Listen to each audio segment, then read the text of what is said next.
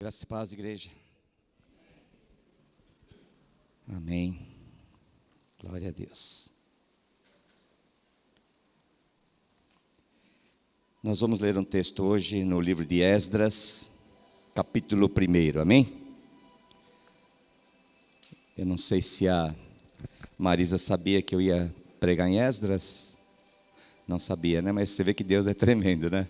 Ela usou o livro seguinte, que é Neemias, citou justamente o momento em que Esdras vai fazer aquela oração, né? E ler a palavra do Senhor junto com todo o povo.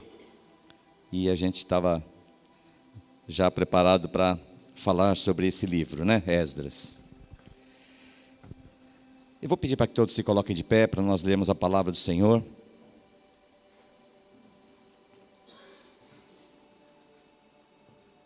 Glória a Deus. Assim diz a palavra do Senhor.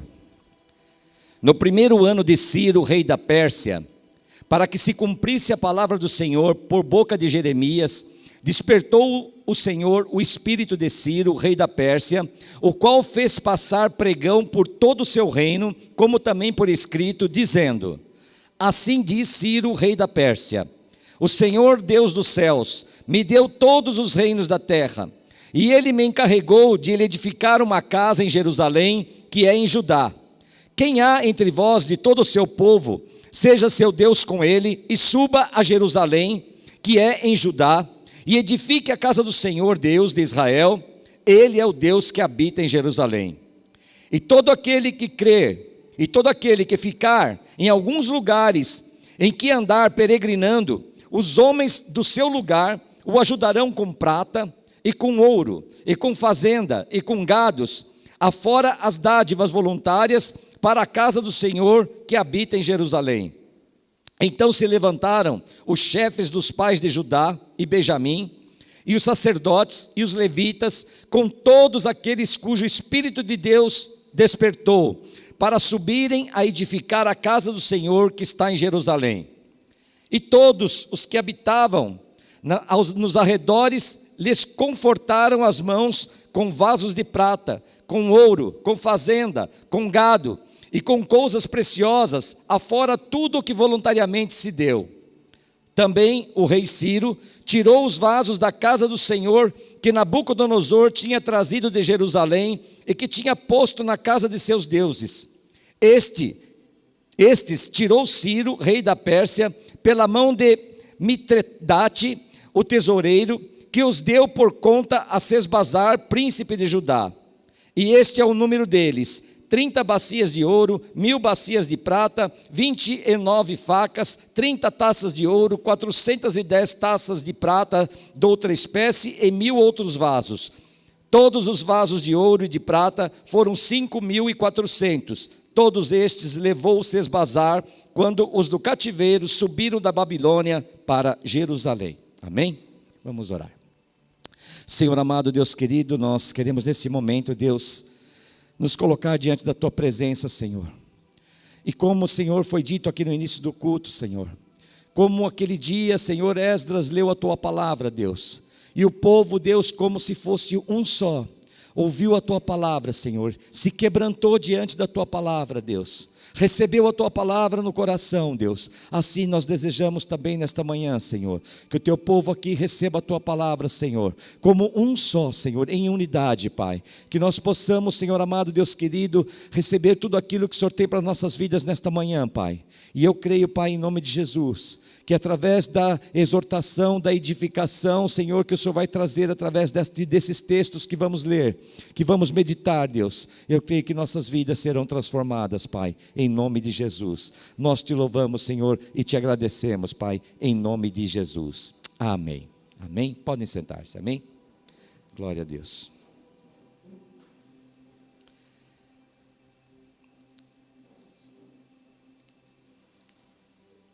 Para nós entendermos aqui o que estava acontecendo, eu acho que os irmãos devem saber já, estão acostumados, houveram 2 exílios do povo de Israel. O primeiro exílio foi o Reino do Norte, porque, só para explicar também esse detalhe, quando após o reinado de Salomão, houve um problema entre as tribos. Israel se dividiu. E se dividiu entre Reino do Norte e Reino do Sul. No Reino do Sul ficaram 2 tribos, Judá e Benjamim. E no Reino do Norte as outras 10 tribos. E o povo não agradava a Deus. Já estava andando numa situação terrível, pecando, idolatrando muito. E Deus então começou a levantar os inimigos que começaram a atacar o povo de Israel. E o primeiro que foi levado ao cativeiro foi o Reino do Norte, as 10 tribos, por volta de 722 a.C. Posteriormente, o Reino do Sul, que são as tribos de Judá e Benjamim, foram por cativeiro pela conquista da Babilônia. A Babilônia invadiu o Reino do Sul. O rei era Nabucodonosor, levou o Reino do Sul ao cativeiro. Isso foi no ano de 586 a.C. Então agora nós estamos vendo um cenário em que o povo estava no cativeiro. E agora, depois de alguns anos, muitos anos, porque veja bem, era 722, nós agora estamos, 586, agora nós estamos no ano de 539, amém? Já quase 50 anos depois, o rei Ciro se torna rei da Pérsia. A Pérsia se torna um país muito poderoso, a maior potência do mundo conhecido na época. E a Pérsia então invade a Babilônia, conquista a Babilônia. E agora que vem a parte mais interessante de tudo isso. Como diz aqui na palavra, no início do texto, Deus toca no coração do rei da Pérsia, Ciro, um homem que não era cristão, não cria no nosso Deus, não era um judeu, não professava a mesma fé que o povo hebraico, mas esse homem foi tocado por Deus em seu coração. E ele então emite esse decreto dizendo o seguinte: o Deus lá de Israel me deu todos os povos, me deu todas as nações. Ele reconheceu o poder do nosso Deus. E disse mais, e falou: e agora?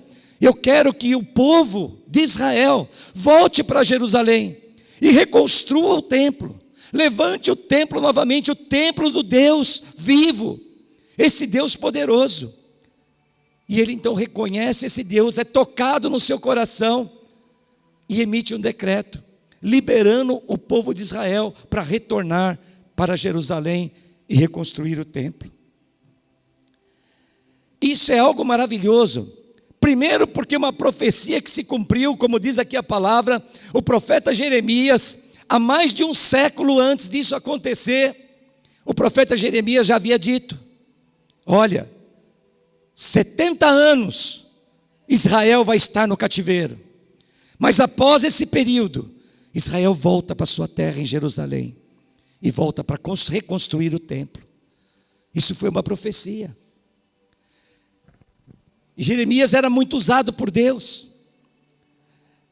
E às vezes eu fico pensando no seguinte: é tão difícil às vezes nós trazemos uma palavra, e muitas vezes até nós, como pessoas humanas que somos, a gente começa a se preocupar, como eu já disse várias vezes aqui, se preocupar com o que as pessoas como vão receber.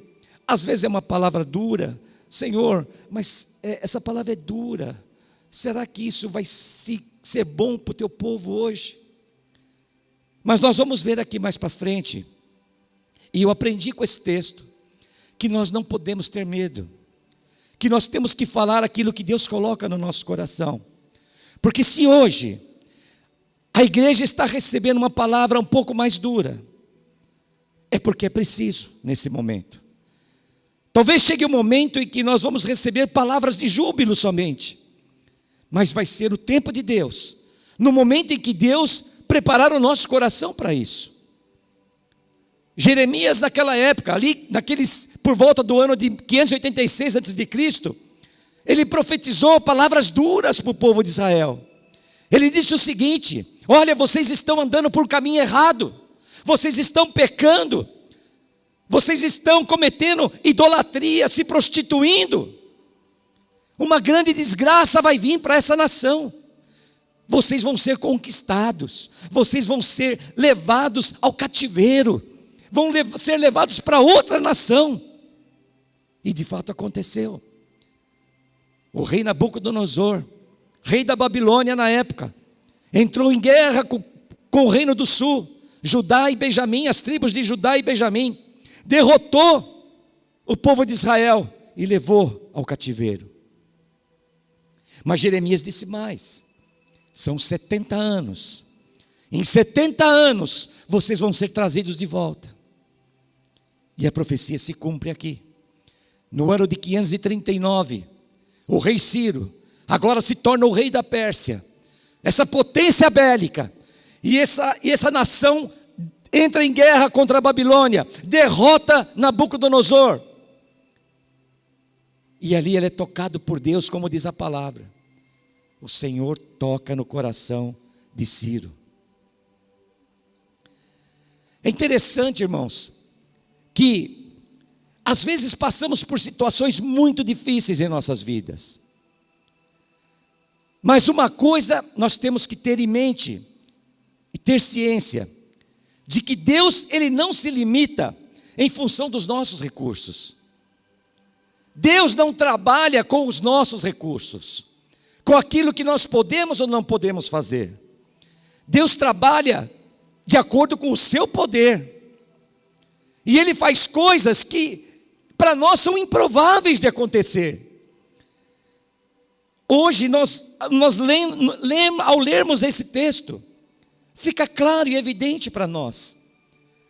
Mas como que naquela época, um povo que estava no cativeiro, vivendo como escravo, preso a uma outra nação, sendo conquistado, poderia imaginar que um grande rei iria se levantar, e que não era um rei que era da mesma fé que esse povo de Israel? Como é que esse rei iria ser levantado?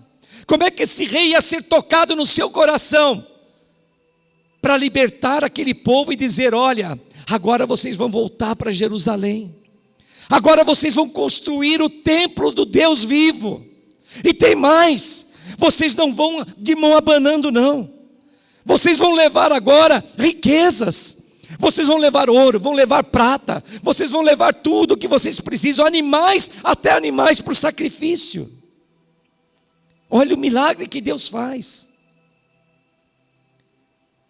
Aqui nesse texto nós lemos que os utensílios que foram tirados do templo quando ele foi destruído, há 70 anos atrás, quando Judá e Benjamim foram conquistados, Nabucodonosor levou todos os utensílios, os tesouros do templo para a Babilônia. Levou vasos de ouro, vasos de prata e tudo o que tinha lá. Se passaram mais de 50 anos. E agora, esse rei da Pérsia, Ciro, diz para o povo: vocês agora vão voltar para Jerusalém. Mas além de todo o ouro e prata que nós vamos dar a vocês, além de todos os animais que vocês vão levar também, vocês agora vão levar também todos os utensílios do templo. Como que as pessoas nem imaginavam que aqueles objetos ainda poderiam existir? Já tinham se passado mais de 50 anos. E o rei vai lá e faz com que sejam coletados todos aqueles objetos de prata, de ouro, para ser levado novamente para o templo. O que eu quero dizer com isso, irmãos? Que nós temos que ter esperança nas promessas de Deus, porque Deus, quando Ele tem uma promessa, não há quem possa impedir, nada pode impedir de que aqueles objetos, talvez até esquecidos pelo povo ali na Babilônia, depois de tantos e tantos anos, décadas, agora não foram juntados novamente e entregues para que fossem levados para Jerusalém. Os israelitas então agora voltam para Jerusalém, para a reconstrução do templo. No versículo 5, diz assim: então os líderes das famílias de Judá e de Benjamim, como também os sacerdotes e os levitas, todos aqueles cujo coração Deus despertou, dispuseram-se a ir para Jerusalém e a construir o templo do Senhor. Os corações daqueles os corações daqueles que Deus despertou. Não foram todos. Eles viveram muito tempo no cativeiro. Muitos ali se misturaram com o povo. Começaram a viver na sociedade babilônica. Construíram suas vidas ali. Trabalharam. Construíram riquezas. Então nem todos quiseram voltar. Nem todos quiseram largar a vida que tinham ali. Mas a palavra diz que Deus tocou o coração de uma parte daquele povo, para que esse povo pudesse voltar para Jerusalém e construir o templo. As mudanças começam no nosso interior. As mudanças começam no nosso coração. Deus toca o nosso coração e nos desperta a vontade. Deus fala conosco. E quando Deus fala, nós temos que ouvir. Paulo em Filipenses 2,13 diz o seguinte: pois é Deus quem efetua em vocês tanto o querer quanto o realizar, de acordo com a vontade dEle. É Deus que toca o nosso coração. E a vontade vem através do trabalhar de Deus no nosso coração. Fazer a vontade de Deus começa com os desejos do nosso coração, que Deus coloca. Mas para isso, é preciso estar receptivo. É preciso ter humildade. É preciso estar disposto a ouvir a voz de Deus. Quantos aqui estão dispostos a ouvir a voz de Deus? Talvez Deus aqui esteja falando conosco, tocando no nosso coração e dizendo: olha filho, olha filha, você agora vai fazer isso, o caminho agora é esse, você agora vai voltar para Jerusalém, você agora vai reconstruir o templo. O templo para nós pode ser a igreja. Fazendo uma tipologia, uma analogia, o templo para nós pode ser a igreja. E Deus está dizendo agora para você, no seu coração: olha, o templo está aqui, a igreja está aqui, e você tem uma obra para ser feita aqui nesse lugar. Deus quer te usar aqui nesse lugar. Deus está falando ao teu coração. Mas você tem a humildade para ouvir o que Deus está dizendo. Você se dispõe diante da vontade de Deus para aquilo que Deus está te chamando. Peça a Deus para que Ele desperte essa vontade em você. Peça a Deus e ore a Ele. E diga: Deus, coloca a vontade no meu coração. Faz com que eu possa enxergar, ver o propósito teu na minha vida. E faça com que eu realmente venha a cumprir a tua vontade. Porque às vezes é difícil. Às vezes nós não queremos largar a nossa vida que nós construímos lá na Babilônia. Muitos não voltaram para Jerusalém, porque já tinham uma vida estruturada, uma vida estabelecida, bens materiais, riquezas. E às vezes é difícil abrir mão da nossa situação, da vida que nós levamos, porque a obra não é tão simples. Eles estavam ali a quase 1.500 quilômetros de Jerusalém. Só a viagem levava quase 5 meses. Teriam que viajar todo esse percurso, correndo todos os riscos que haviam, que eram inerentes a aquele momento, aquela época. Bandidos, assaltos, povos inimigos. teriam que enfrentar muitos obstáculos, teriam que chegar ali em Jerusalém, ainda teriam uma obra imensa a ser feita, reconstruir o templo, reconstruir a igreja, fazer a obra do Senhor, a obra que o Senhor colocou no coração daquele rei persa, dizendo para ele: olha, eu quero que você faça um decreto, eu quero que você libere o meu povo, eu quero que você libere o meu povo, porque eu preciso do meu povo lá, para construir o meu templo lá naquele lugar. E hoje Deus está dizendo aqui: eu quero que esse meu povo seja liberado, porque existe uma obra para ser feita, existe um trabalho que tem que ser feito, e eu quero o meu povo lá, e eu vou tocar o coração daqueles que eu quero que vá fazer essa obra, e eu creio que o coração de cada um aqui vai ser tocado por Deus, porque Deus quer isso. Deus quer o nosso envolvimento, Deus quer o nosso comprometimento nesta obra. Ele quer reconstruir esse templo. Deus não nos chamou à toa, não. Nós tocamos nessa tecla todas as vezes, quando nós lembramos o que aconteceu há tão pouco tempo conosco, essa reviravolta que Deus fez na nossa igreja, essa mudança de visão.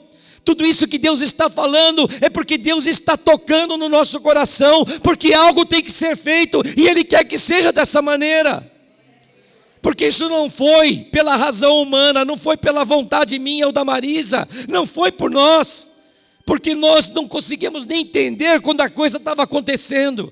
Aconteceu como se fosse um turbilhão em nossas vidas, e parece que nós éramos empurrados, como se fôssemos uma bola de neve sendo empurrada, e a gente, a cada momento que abria os olhos, nos espantávamos e falávamos: meu Deus, olha o que está acontecendo. Mudamos de local, mudamos de ministério, mudamos de tudo, fomos para outro país, e tudo isso acontecendo. Que loucura é essa? Porque Deus tem os seus propósitos, e quando Ele começa a agir, nós não entendemos, no momento ficamos aturdidos, como eu creio que esse povo ficou naquela época. Depois de décadas no cativeiro, vem uma notícia: olha, vocês agora estão livres, vocês agora vão pegar suas bagagens, mas não só sua bagagem não, vocês vão pegar ouro, prata, animais e tudo que precisarem. O rei Ciro colocou até o tesouro do reino dele, da Pérsia, à disposição para ajudar aquelas pessoas. E você fica espantado, e aquele povo deve ter se espantado, falando: meu Deus, que loucura é essa? O que está acontecendo aqui? Tantos anos no cativeiro, e agora estamos livres e sendo empurrados, levados, impulsionados para voltarmos para a nossa terra. Aleluias.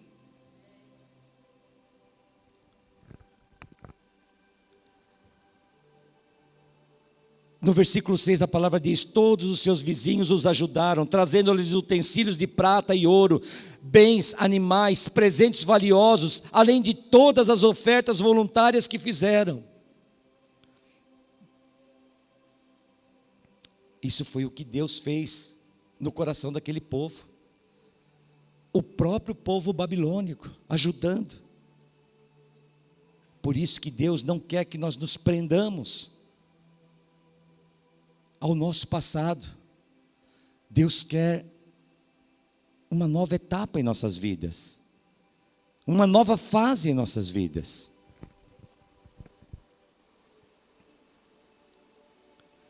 A construção do altar. No capítulo 3, não precisem abrir, Esdras 3, versículos 2 e 3, a palavra diz: então Jesua, filho de Josadaque, seus colegas, os sacerdotes, e Zorobabel, filho de Sealtiel, e seus companheiros começaram a construir o altar do Deus de Israel, para que nele sacrificassem holocaustos, conforme o que está escrito na lei de Moisés, homem de Deus. Apesar do receio que tinham dos povos ao redor, construíram o altar sobre a sua base, e nele sacrificaram holocaustos ao Senhor, tanto os sacrifícios da manhã como os da tarde.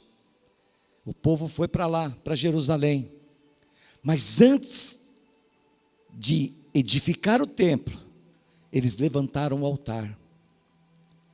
Esse altar é a nossa vida. A nossa vida tem que ser o altar de Deus. E a primeira coisa que nós temos que fazer é levantar o altar de Deus em nossas vidas. Deus quer um preparo nosso. Deus quer que nós nos preparemos. E para isso é preciso levantar um altar. A nossa vida tem que ser um altar. A nossa vida tem que ser o local onde nós vamos sacrificar ao Deus vivo, para que nós possamos atuar na obra do Senhor. E a partir daí eles começam a construção do templo.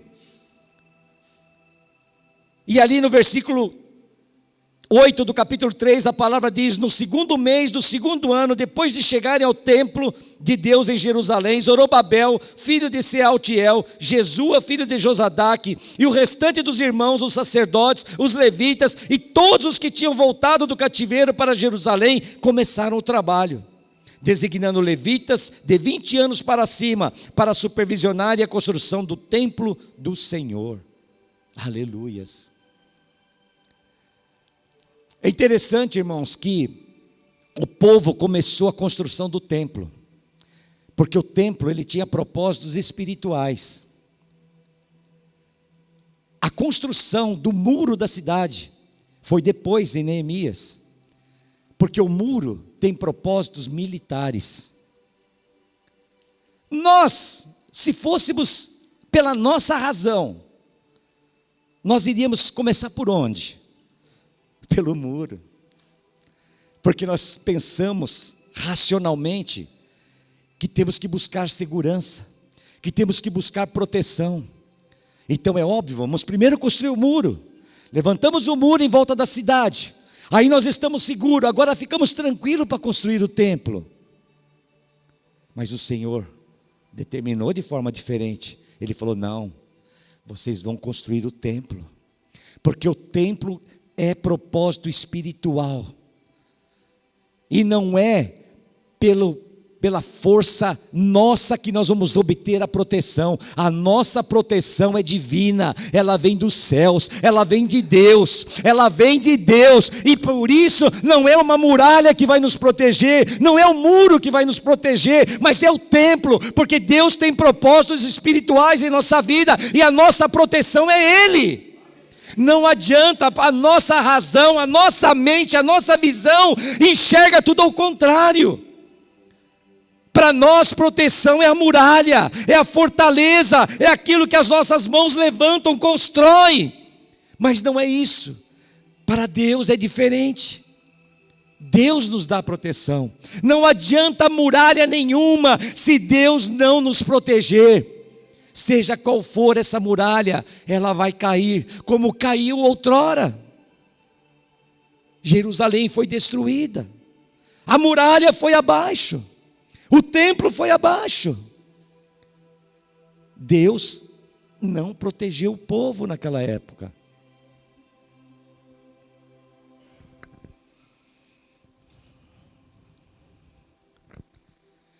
No versículo 11 do capítulo 13, a palavra diz que, com louvor e ações de graças, eles cantaram responsivamente ao Senhor quando o templo foi construído, dizendo que Deus era bom, que seu amor a Israel duraria para sempre, e que todo o povo louvou ao Senhor em voz alta, pois haviam sido lançados os alicerces do templo do Senhor.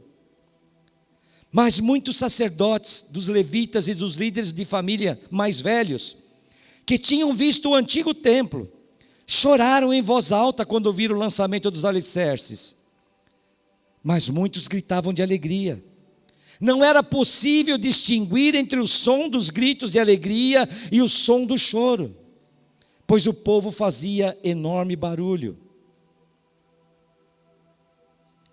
Alguns choraram, porque o templo novo não tinha a glória do templo anterior, não era glorioso como edificação. em relação ao templo anterior. Mas para Deus, a beleza não importa. A beleza não era tão importante quanto as atitudes dos construtores e dos adoradores. Então algumas pessoas, quando olharam aquilo, se entristeceram, porque lembraram que o templo anterior era tão lindo, tão bonito, tão mais exuberante. Esse não era tanto assim. E choraram. Mas não se atentaram para esse detalhe importante, que Deus não está olhando o exterior, Deus não está olhando a beleza do local, Deus aqui está olhando as atitudes do coração daqueles que estavam levantando o templo, daqueles que estavam adorando ali naquele lugar. Deus se importa com quem nós somos, não com o que nós fazemos. Deus se importa com o nosso coração. Procure servir ao Senhor de todo o seu coração. Assim você não vai precisar comparar o seu trabalho com o de qualquer outra pessoa. Trabalhe de forma extraordinária para o Senhor, sem se preocupar, sem querer comparar o teu trabalho com o de outro, porque Deus está observando. Muitas vezes as pessoas começam a comparar. Poxa, mas por que aquele irmão está fazendo aquilo e eu não? Por que ele foi colocado naquela posição e eu não? Por que ele foi levantado ali na igreja e eu ainda não? Deus está dizendo: trabalhe de forma exemplar, com todo o seu coração. Não se preocupe, não queira comparar a tua situação com a de outras pessoas, o seu trabalho com o trabalho de outras pessoas. Faça aquilo que Deus colocou na tua mão para fazer, e faça bem feito. É isso que Deus quer. Uma vez já citei, umas 3 vezes já citei esse exemplo, de uma pessoa que chegou para Martinho Lutero, um sapateiro, e perguntou para ele: Senhor, o senhor que é um homem religioso, um homem que tem um grande conhecimento teológico, me diga para mim, o que eu tenho que fazer para agradar a Deus, para fazer algo assim que realmente chame a atenção de Deus, que realmente eu possa me destacar diante do Senhor? E Martinho Lutero disse para ele o seguinte: faça um bom sapato e venda por um bom preço, e você já está fazendo bastante, porque é isso que Deus quer.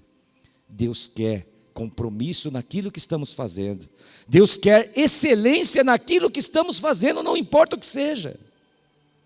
Nós não temos que comparar o que fazemos com o que outras pessoas fazem, temos que nos preocupar com a nossa vida.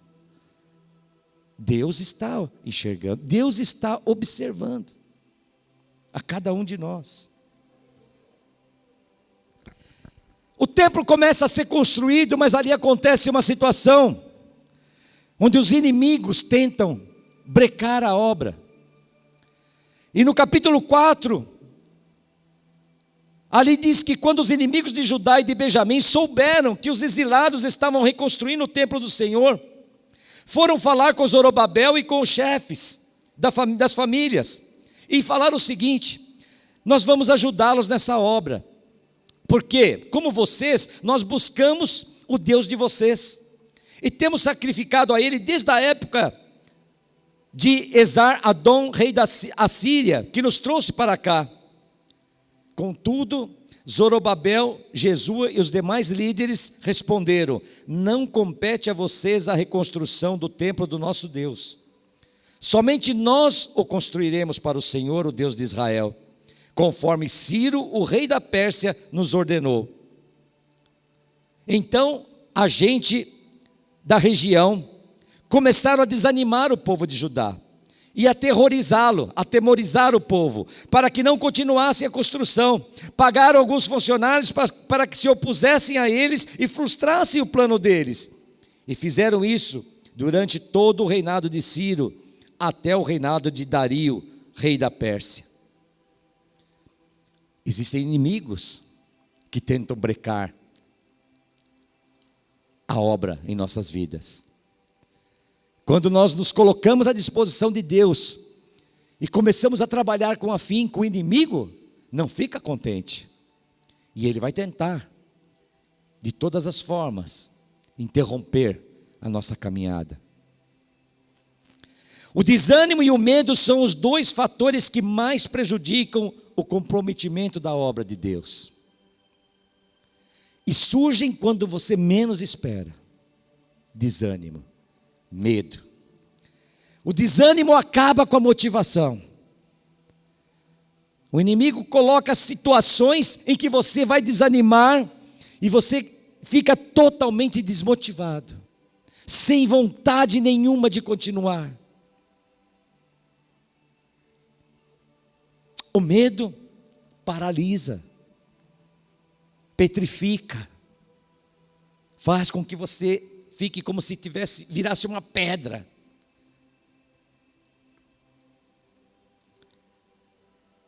E uma forma de vencermos tanto o desânimo quanto o medo é nos unirmos aos outros crentes. Como a palavra diz, que uma brasa junta do braseiro, ela não se apaga. Por isso que é tão importante nós estarmos juntos em comunhão. Por isso que é tão importante, irmãos, nós estarmos aqui como igreja. Porque hoje nós vemos o que está acontecendo. Hoje já existe esse contingente chamado de desigrejados.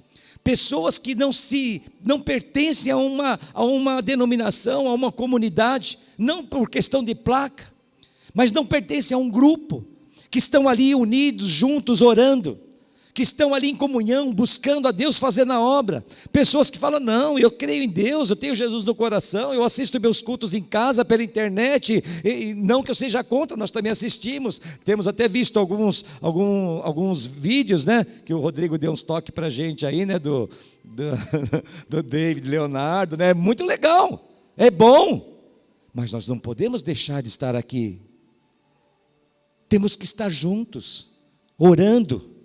É isso que nos dá força, é isso que Deus quer.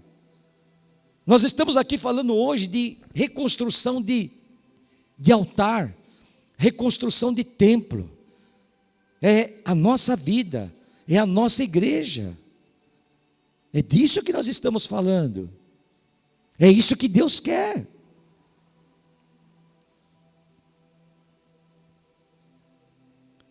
Esses inimigos, eles foram tão terríveis, que eles escreveram, agora já é um outro rei, Artaxerxes, já veio o rei Ciro, já veio o rei Dario, agora já estamos no terceiro rei. Olha quanto tempo se passou, todo esse processo. A história da maneira como eu falo, parece que aconteceu em um ano, mas foram vários anos. E agora esses inimigos escrevem para o rei dizendo, olha rei, aquele povo lá está reconstruindo o templo. Só que o senhor precisa tomar cuidado, porque aquele povo lá é um povo rebelde. É um povo que quando eles estiverem com aquele templo reconstruído, quando eles reconstruírem a cidade, eles não vão nem mais pagar impostos aqui para você, rei. E o rei então, ele emite um edito dizendo para parar a obra. E ele manda esse edito e fala, a obra tem que ser parada, interrompida, não vai mais continuar. Não permitam que a obra continue. São os inimigos, são os obstáculos que nos afrontam, que nos colocam situações para tentar fazer com que nós paremos, mas nós não podemos parar.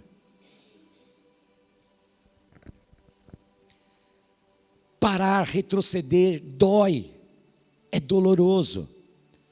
Quando nós estamos ali trabalhando na obra, dedicados, com comprometimento, e de repente uma situação vem, as circunstâncias vêm, e você para, você se frustra, você se desanima, você se entristece, como nós temos visto, pessoas que vêm falar conosco, que estão tristes, desanimadas, que não têm nem motivação até para viver. Porque já não vê mais sentido na vida. Quando isso acontecer, você tem que se lembrar que você tem que estar firme no Senhor, porque Ele é o que vai te dar força. Amém? Não sou eu, não é a Marisa, não são líderes, não são pessoas, somente Deus. Ele é que nos levanta, Ele é que nos dá força. Nós estamos aqui como facilitadores, mas o poder vem do nosso Deus. E ali então, mesmo com aquele decreto daquele rei, aparecem dois profetas, Ageu e Zacarias, no capítulo 5. E esses profetas começam a profetizar na vida daquele povo, e começam a trazer mensagens de Deus para o coração daquele povo. E é isso que acontece, e isso que tem que acontecer conosco como igreja. Profetas têm que trazer o encorajamento, tem que trazer aquilo que Deus está falando, tem que ser boca de Deus aqui nesse lugar, para que nós possamos nos encorajar e vencer, seja qual for o obstáculo que o inimigo coloca na nossa frente. E aquele povo então se anima novamente e começa a reconstrução. Aleluias. E o interessante é que eles foram questionados: mas quem deu ordem para vocês voltarem a reconstruir o templo? E a resposta que eles deram: a nossa ordem vem do nosso Deus. Foi o nosso Deus que disse para voltarmos à reconstrução do templo. É o nosso Deus, o Rei dos Reis, o nosso general, é Ele que mandou. E é assim que nós temos que ser. É dessa forma que nós temos que defender a nossa fé. Pode ser difícil às vezes, mas nós temos que defender a fé. Como nós falamos no culto passado, quando Judas falou na carta que nós lemos de Judas, ele diz que nós temos que defender a nossa fé, nós temos que batalhar pela nossa fé. Já encerrando, o templo é terminado, concluído, e agora, já no finalzinho desse período, Esdras chega a Jerusalém. Esdras é enviado para Jerusalém. E a Marisa até leu alguns trechos aqui. E eu só queria agora finalizar ressaltando um ponto importante. Quando Esdras chega em Jerusalém, já haviam se passado vários anos, o templo já tinha sido terminado, e uma notícia veio ao ouvido de Esdras. Esdras era um sacerdote da linhagem de Arão, uma pessoa que conhecia a palavra profundamente, foi para lá, para Jerusalém, para instruir o povo, como a Marisa leu aqui, quando ele sobe naquele lugar, e o povo todo ali junto, ouvindo a palavra de Deus. Mas quando Esdras chega lá, o povo vem e fala para ele: olha, está havendo problema no meio do povo, o povo está em pecado, porque o povo está se casando com mulheres da região, cananeias, que não são israelitas. Esdras fica desesperado. Nós sabemos por várias passagens na Bíblia, que quando a pessoa se desesperava, ela rasgava suas vestes e jogava terra na cabeça. Mas Esdras ficou tão revoltado, Esdras ficou tão chocado com aquela notícia, porque Deus havia preparado tudo, preparado o povo para voltar, o povo para reconstruir o templo, e agora o povo cai em pecado. Esdras fica tão desesperado que ele, além de rasgar suas vestes, jogar terra, a palavra diz que ele arranca seus cabelos, arranca a sua barba, tamanho desespero, e se senta totalmente infeliz, triste, acabado. O desgosto dele foi tão grande, ao ponto de ele arrancar os próprios cabelos. E ele começa a fazer uma confissão a Deus. E ele começa, diante de Deus, dizer o quanto aquele povo pecou. E as pessoas começam a se juntar ao redor dele, e começam a reconhecer que realmente havia um pecado terrível ali. e que tinha que haver um conserto. Então, vieram com a sugestão para Esdras e disseram o seguinte: nós vamos fazer o seguinte, nós vamos deixar as nossas mulheres que não são israelitas, vamos abandonar os filhos que não são hebreus, não são israelitas, para que haja esse conserto com Deus.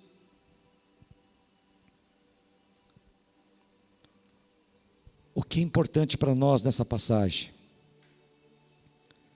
Que existem situações que precisam ser consertadas. Existem situações na nossa igreja, como existiu lá, que precisam ser consertadas. Não são problemas que eu posso te indicar, que eu possa te mostrar, porque eu só posso falar daquilo que eu vejo. Eu não sei o que está no coração e na vida de cada um, mas você sabe, e isso precisa haver conserto. Vai doer, porque doeu muito naquele povo, ter que mandar suas mulheres embora, seus filhos embora, porque havia um erro, o erro foi cometido ali. A dor, eu imagino, deve ter sido terrível. Você ter que chegar para a tua família e falar: não vamos mais existir como família, porque nós estamos contra a vontade do meu Deus. Eu tenho que te mandar embora. Você, esposa, você, meu filho, minha filha, eu tenho que te mandar embora. Isso deve ter doído. Existem coisas que temos que consertar diante de Deus, que talvez vá doer na sua vida, que vai te ferir profundamente, mas tem que haver conserto, como houve ali naquele momento. Mas o que talvez, eu não sei, será que tem algo errado com a minha vida? O que será que pode estar acontecendo? Deus vai te mostrar, e vai te mostrar através do quê? Da tua consciência. Um dos vídeos que eu vi, falava justamente isso, eu achei muito interessante.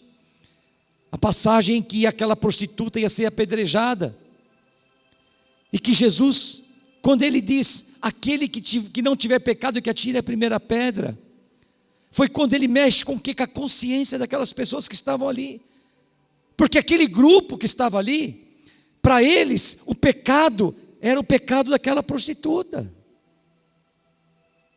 Eles não enxergavam o seu pecado. Aquele pecado era evidente, era um pecado que podia ser visto.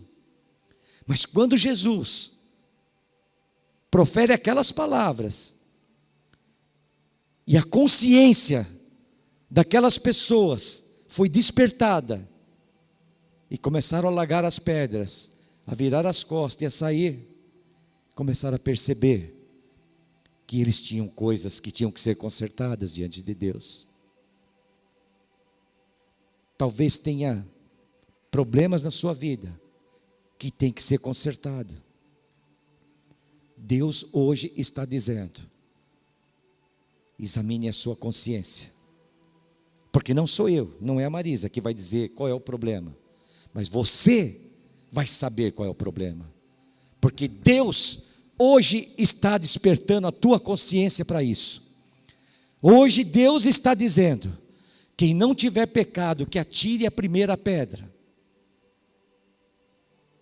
e você vai saber. Temos que nos consertar diante do Senhor, para que o Senhor venha em nossas vidas, para que o Senhor nos receba de uma forma diferente, para que nós possamos nos achegar diante dEle, com o coração limpo, com as mãos limpas, e dizer: Senhor, agora eu estou aqui, eu como templo, estou preparado para fazer a tua obra. Eu agora, Senhor, me disponho diante de Ti. Eu vou largar tudo aquilo que de errado existe na minha vida, porque agora a obra vai ser feita e eu quero ser usado por Ti aqui. Eu quero que vocês se coloquem de pé agora. Nós vamos orar. Oh Deus, oh Senhor, Deus, Deus, eu abro meu coração nesta manhã, Deus, e peço a Ti, Pai, para que o Senhor venha mostrar a cada um de nós aonde estamos errando, o que nós estamos fazendo, Senhor, que não está agradando o Teu coração. Oh Deus, naquele momento, Senhor, naquele episódio, onde aquela prostituta ia ser apedrejada, aquelas pessoas talvez não estivessem, Senhor, conscientes ali naquele momento dos erros que elas tinham na vida delas, mas o Senhor despertou a consciência de cada um. E eu te peço hoje, Pai, que o Senhor desperte a nossa consciência, que nós possamos, Senhor, enxergar aquilo que não está correto em nossas vidas, Senhor, porque nós queremos, Senhor, edificar esse templo, nós queremos levantar um altar diante de Ti, nós queremos, Senhor amado, Deus querido, ser pessoas aqui colocadas diante da Tua presença, Senhor, com o coração aberto, dizendo a Ti, Deus, queremos Te receber, Senhor, em nossas vidas, queremos, Senhor, ser usados por Ti aqui nesse lugar, para que o Teu propósito se cumpra em nossas vidas, Senhor. Oh Deus, toca, Senhor, nos nossos corações, faça-nos enxergar, Senhor. Oh Deus, oh Deus, oh Deus, Senhor, oh Deus, Tu és grande, Senhor, oh, aleluias. Eu quero rasgar as minhas vestes, Senhor, neste momento, Deus. Oh, Senhor, encarar o pecado, Deus, como Esdras encarou. Oh, ralamassura lemanás. Porque muitas vezes, oh Deus, parece que nos acostumamos, Senhor, com determinadas situações. Parece que nos acostumamos com o pecado que o mundo encara de uma forma tão natural. Oh Deus, que nós sejamos Esdras aqui neste lugar. Oh, aleluia, Senhor. Oh Deus, oh Deus, fala, Senhor, fala, Deus.